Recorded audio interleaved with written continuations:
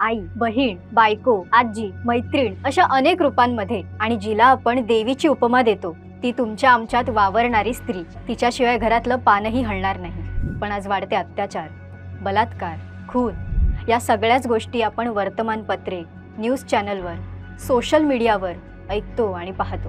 जर एखादी काही दुर्घटना घडली तर त्या महिलेला न्याय मिळू शकेल का? अशीच एक घटना अलीकडेच घडली आहे कल्याणमध्ये.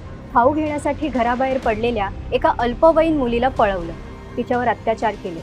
एवढ्यावर मन भरलं नाही म्हणून निर्घुणपणे खून केला. पण ही तर झाली एक घटना.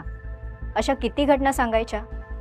यादी वाचत बसलो तर तास 2 तास असेच जातील आणि आपण डिप्रेशनमध्ये जाऊ. पण यातल्या गुन्हेगारांना शिक्षा झाल्याच्या किती बातम्या आपल्याला दिसतात?